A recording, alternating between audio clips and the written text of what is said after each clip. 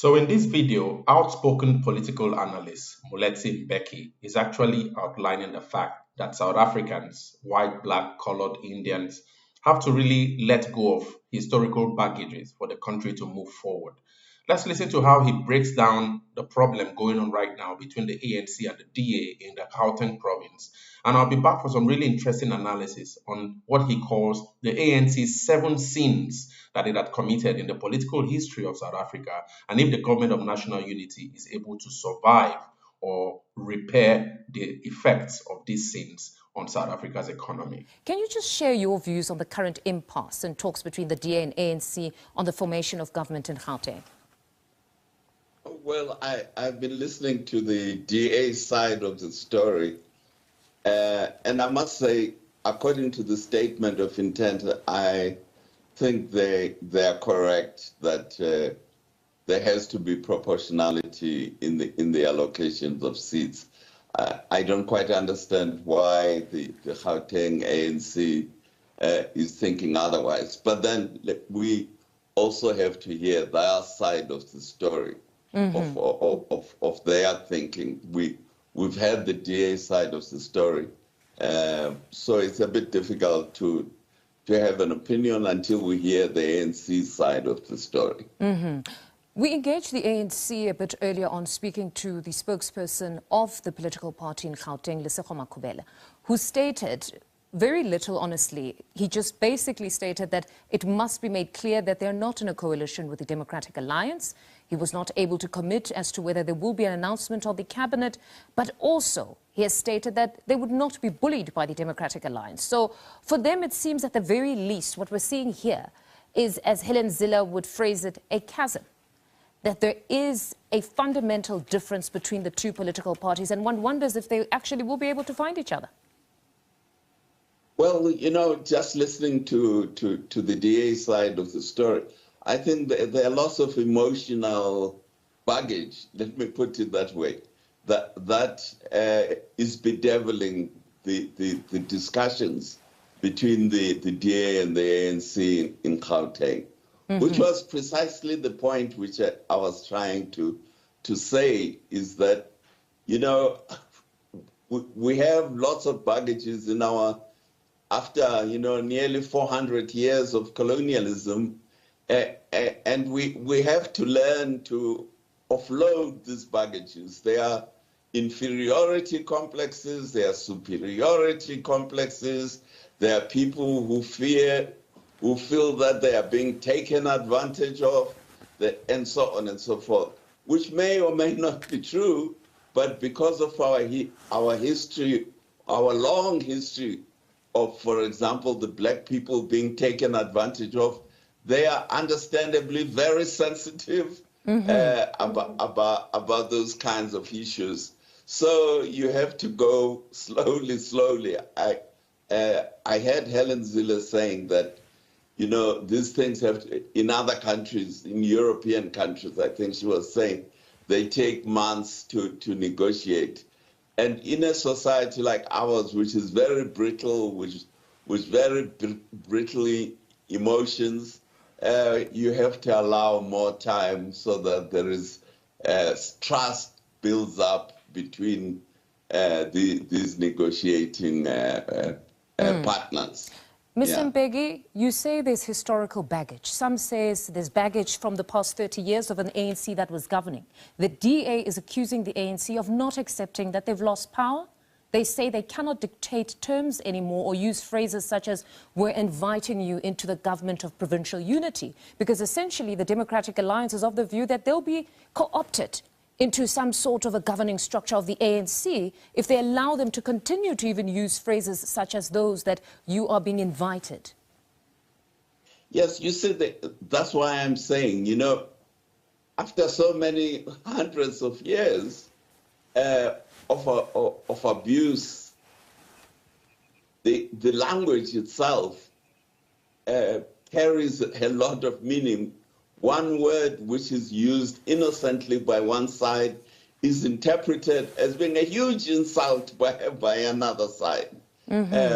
So those are the things that have to be talked about. However, the fact that the ANC and the DA are discussing power sharing is very, very important, because the days of hegemony are over, and South Africans have to learn to see each other as equals and work together as equals. Brilliant, guys. Brilliant. What do you guys think? I think, in the last video I actually made with Helen Zille, really explaining what's going on right down there in Gauteng, and also I think Alec Hogg actually has also asked her if the ANC and the DA would be able to cooperate also in Johannesburg, and she actually said that it is dependent on the relationship between the A and the DA in Gauteng. So Gauteng sort of like represents now the flaming sword, so to speak, that are poured on the fire that seems to be that will actually or almost determine the relationship between the ANC and the DA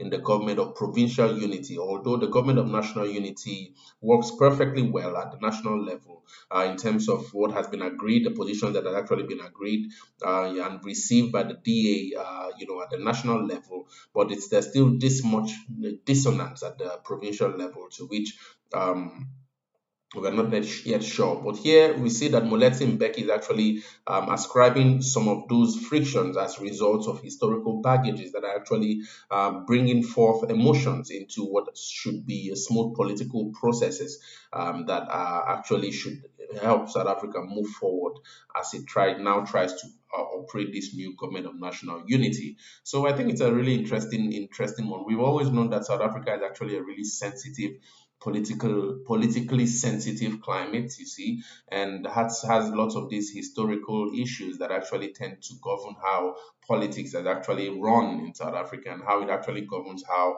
different parties actually stand up or take up positions of leadership in regards. And until South Africans are able to get rid of those emotions, I know that's really difficult. That's going to be really difficult, because everyday historical trauma actually plays up in the minds of people, South Africans generally, and they actually influence their daily lives and all that. And so whenever a word is actually being honestly used by one party, it's actually received in negative light by others. And so it's a really unfortunate place to be for a nation, but we're really hoping and praying that everything would probably move smoothly, especially for this government of national unity, so that the lives of South Africans can at least be improved as compared to what many of you, especially in your comments, have argued has been a devastating, sequence of leadership impacts by the ANC on the lives of South Africans. But anyway, those devastating impacts are what I want to unpack now in this video, especially with Moeletsi Mbeki actually writing an article on the Daily Maverick on what he calls the ANC's 5 deadly sins that it had actually committed in the political landscape of South Africa and affecting South Africa's economy, and what the future holds for the government of national unity as we speak, in the light of those 5 deadly sins. So what are these sins? Mbeki actually argues that, he actually listed the mortal sins that the ANC had actually committed in the political history of South Africa. One, it was the fact that the ANC adopted broad-based black economic empowerment as a government policy. Two, he argues that the ANC grew the black middle class through affirmative action as an employment policy in the public service and in the state. Third mortal sin, the ANC retained inherited state-owned enterprises instead of privatizing them. Fourth mortal sin, according to Moeletsi Mbeki, by the ANC, foreign policy failures in Zimbabwe and Mozambique. And the fifth mortal sin by the ANC was removing the military's control of South Africa's land and land borders, you see. So these are, according to Moeletsi, the 5 mortal sins that the ANC committed in the political landscape, political trajectory, and the political history of South Africa that impacted South Africa's economy and the economy of those who are South Africans today. But let's go deeper into what Moeletsi sees and how he criticizes these policies by the ANC.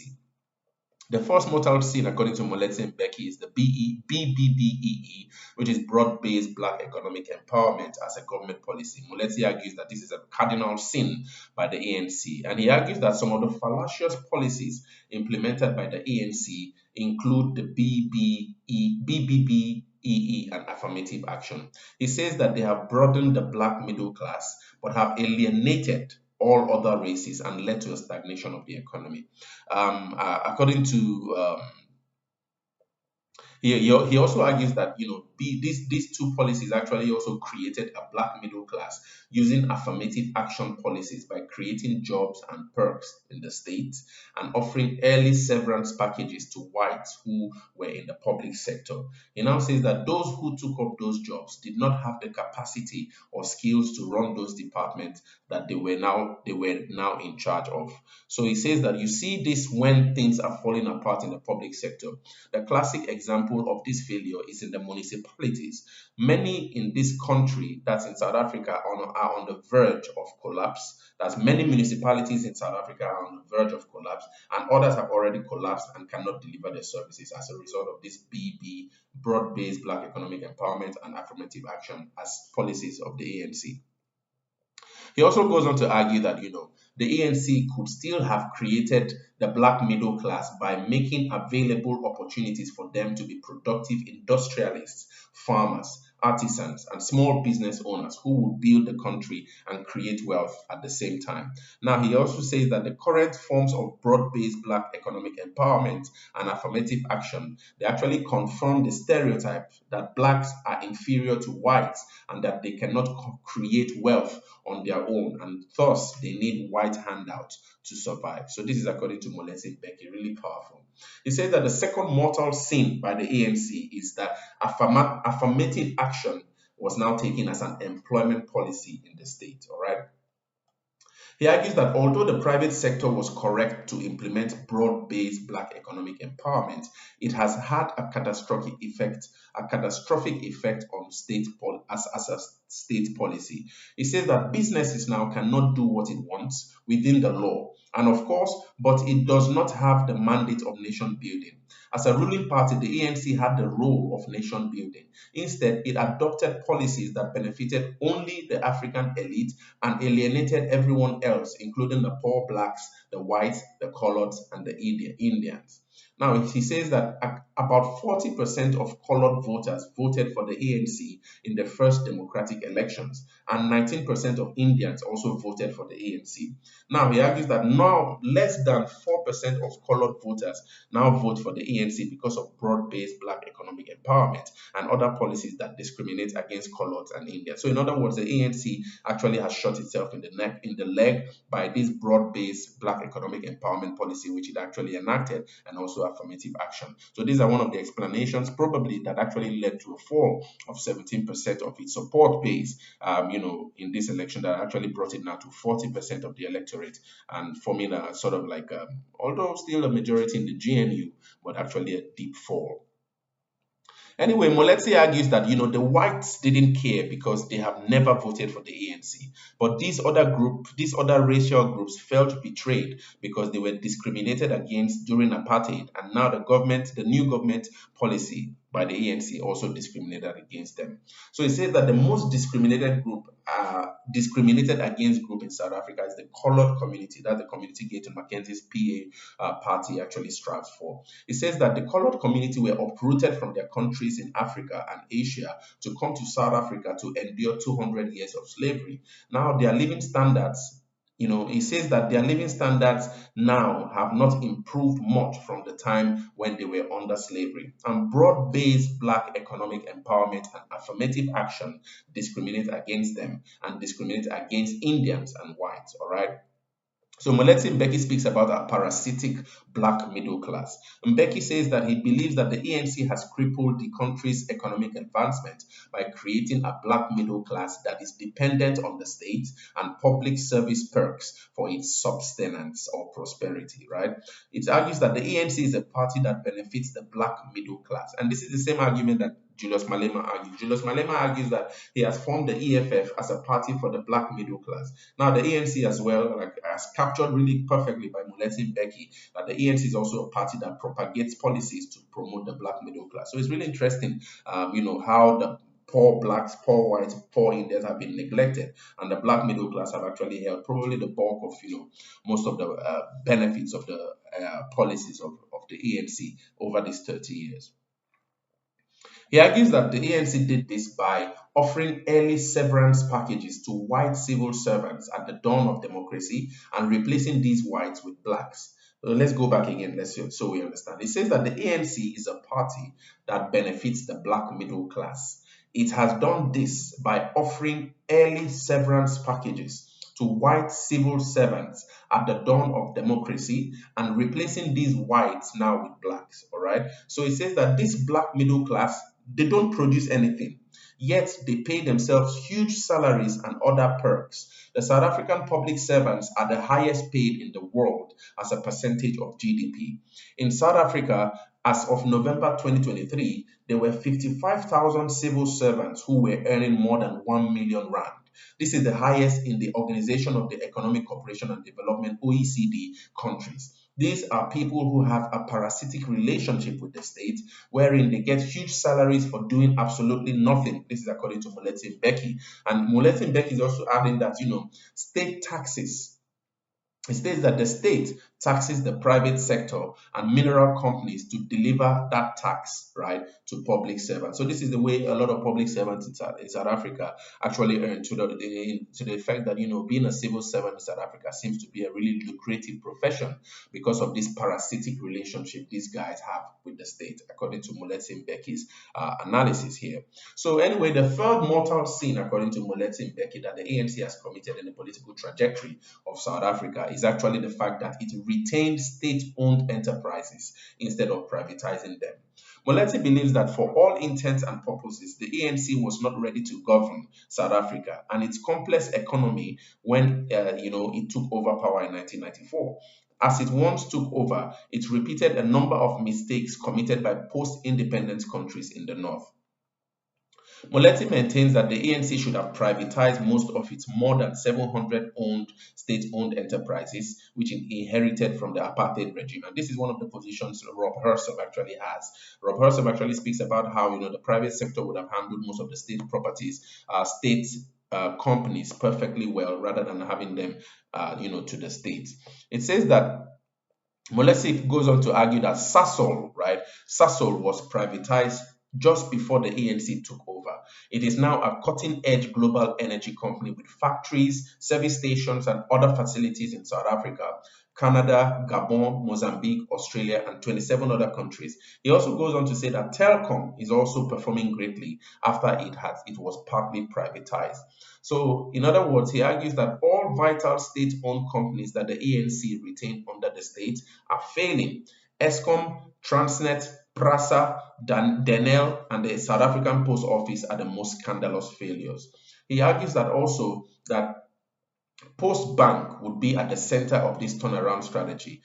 He argues that a banker by the name Mark Barnes, who is the CEO of South Africa's Post Office from 2014 to 2019, approached the government with a vision to turn around the South African Post Office and its subsidiary, Post Bank. Mbeki argues that Post Bank would be at the center of this turnaround strategy, and this was opposed by key government officials. Now, he had to leave before the end of his term after failing to win the confidence of the political leaders. Now, this is the CEO, Mark Barnes, had to leave because he couldn't convince these political leaders. And now, Post Office is in a mess, and 6,000 workers are facing retrenchment.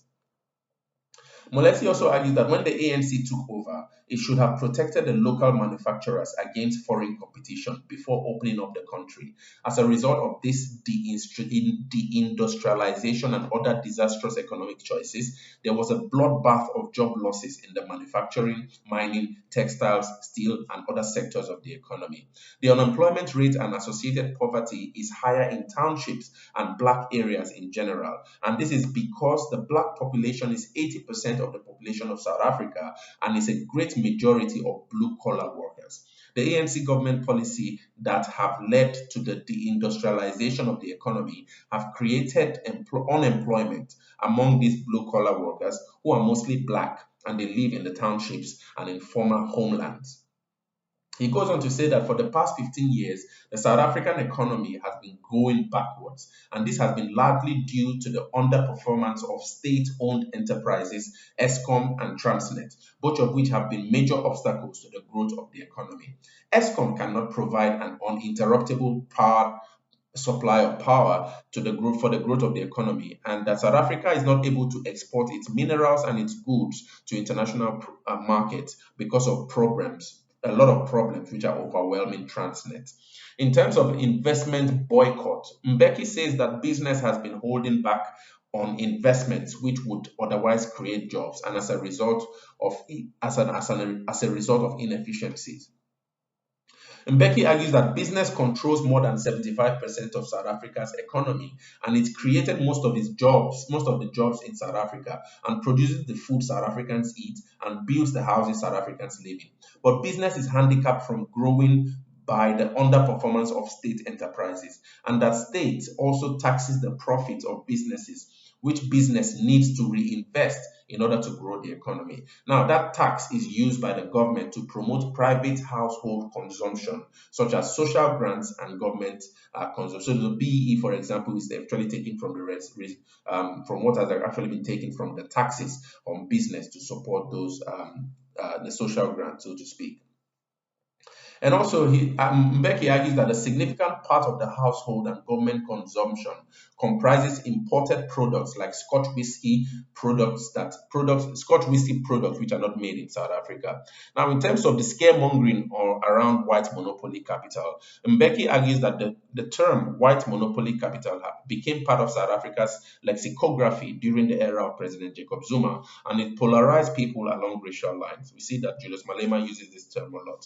And it argues that the term white monopoly capital said that proponents of a so-called radical economic transformation grouping controlled the country's politics and guzzled all of its economic gains, leaving everybody poor. Mbeki does not believe that white monopoly capital exists. He says that the term was coined by the conservative British public relations company Bell Bottinger, and that it has worked closely with the former British Prime Minister Margaret Thatcher. That name was coined by this PR company at the behest of the Guptas, who were stealing billions from South Africa and wanted to use the term to divert attention from their grand theft, says Mbeki. So the fourth mortal sin, according to the ANC, in the political landscape and political trajectory of South Africa by the ANC, is actually the fact, according to Mbeki, that foreign policy failures in Mozambique and Zimbabwe have actually hurt South Africa. Moeletsi Mbeki actually is maintaining the fact that the post-apartheid government has actually also made a number of foreign policy blunders, particularly in Mozambique and in Zimbabwe. He argues that the ANC government has allowed heroin to be exported from Mozambique and transported into South Africa, sometimes for export to other countries in the West and elsewhere. The short answer is that I do not know, says Mbeki, what benefits the ANC gets from turning a blind eye to the heroin trade from Mozambique. When the Americans found out that some of this heroin was being re-exported to the US by smugglers, they sent an anti-narcotics team to South Africa to entrap the kingpin, which they did. He was deported to the US to face trial in New York and was sentenced to 5 years imprisonment. So this gives actually context to I've been making a video on that anyway. Gauteng Mackenzie speaking about how the headquarters of the gangs. I think he speaks about even the Chinese gang, the Nigerian gang, some really dangerous gangs, who control drugs and prostitutions are in South Africa. So their headquarters are in South Africa. And probably this entrance by this heroin trade, which Mbeki is now opening up as actually hegemonic in South Africa, gives a reason to why South Africa has been a choice location for most of these really violent gangs. Mbeki goes on to say that poor people, especially black youngsters, have become addicted to heroin and that the ANC has turned a blind eye to this. Mbeki says that he's also critical of South Africa's quiet diplomacy in handling the Zimbabwean economic, political, and social conflict that has polarized the region. He argues that in South Africa as well, the government has turned a blind eye to ZANU-PF, which was attacking dissidents and opposing leaders, unleashing war veterans on farms and destroying the Zimbabwean economy. He says that this resulted in the influx of poor and middle-class Zimbabweans into South Africa. So this is Ahamambe, right? Which PA Gauteng Mackenzie actually speaks about deporting these or illegal foreigners from Zimbabwe, Malawi, and all that. Mbeki is actually exposing that one of the reasons is the fact that the South Africa actually turned a blind eye to ZANU-PF's attack on dissidents and political leaders, and also unleashing war veterans on farms that had actually destroyed Zimbabwean economy, which then resulted as a massive influx of the middle class in Zimbabwe into South Africa, right? Who could not survive, in Zimbabwe, and as a result, Zimbabwe's economy now is on its knees. Mbeki goes on to say that the failures in foreign policy by South Africa has actually had a telling effect on SADC, which is the Southern African Development Community, and also as a region, and also on the African continent. Now, the final mortal sin, according to Moeletsi Mbeki, which the ANC has committed in the trajectory of political trajectory of South Africa, is removing the army's control of 4,862 kilometers of land border. Right, so it's like the ANC actually has taken away the army's control of the land borders. Now, Mbeki says that South Africa's National Defense Force has night vision equipment, off-road vehicles and equipment, and its personnel are trained to work under any weather condition. But these resources are wasted as the country's land border with 6 countries is porous, with people and illicit goods and drugs going in and taken out. Mbeki says that if you don't have an army protecting your land border, you are playing into the hands of your enemy and other scavengers. South Africa doesn't seem to comprehend the huge levels of poverty and instability facing the neighboring states around South Africa, and that people in those countries see South Africa as a wealthy country. They see it as their salvation. Some people are prepared to walk as far as from Ethiopia to Somalia, or Ethiopia and Somalia, to get to South Africa. He says that there are also national security issues, as the world is a dangerous place today. For example, the enemies of South Africa could infiltrate agents through South Africa's porous borders and commit whatever acts they want to commit without any kind of detection. He says that in the days of dangerous enemies like Rwanda's backed M23 rebels and also Mozambique's Capo Delgado's Islamic insurgents, every country has to know the identities of people entering and going out. He says that in South Africa, there are many people whom the government doesn't know anything about because they entered the country illegally. And we're really hoping that, Leon Scriber would actually take note of this article. This is a really powerful article from the Daily Maverick. And Leon Scriber now, Leon Scriber is actually opening the doors of South Africa to foreigners, especially those who he argues that would be given work visas to really help boost South Africa's economy. But there are these issues of illegal foreigners and really porous borders, which Home Office needs to address, and hopefully Leon Scriber will take note about that. So anyway, this is how far we can go with Moeletsi Mbeki's thoughts on the cardinal sins the ANC has actually committed in pulling South Africa to where it is today. If South Africa can be redeemed by the GNU, I don't know. It's really difficult. It's really tough where it is at the moment, in terms of its economic standing, its economic rating, its safety rating. Many call South Africa the mother capital of the world today, taking over from El Salvador. As a mother capital of the world, Nayib Bukele's El Salvador. Many people see South Africa as really dangerous. I saw one video where, it was all over the internet anyway, when these attackers tried to attack these 2 officials transporting, I think it was these vehicles that actually transport money from one bank to the other. And there was a really, really terrible video. You could see the fear on the eyes of the driver. He was white and he had an assistant beside him who was a black military guy. But both scared, trying to maneuver these attackers who had really, I think, AK-47s, massive guns, attacking the, a vehicle which was luckily bulletproof. But I think I heard that the guy lost his life after. I don't know. But it's really interesting how South Africa has really gone this far, in terms of its safety and the massive anger within the society of South Africa. But anyway, what do you guys think about Moeletsi Mbeki's thoughts on ANC's cardinal sins by the ANC? Is the ANC, able to wake up from this and really try to shape the country back? Share your thoughts in the comments.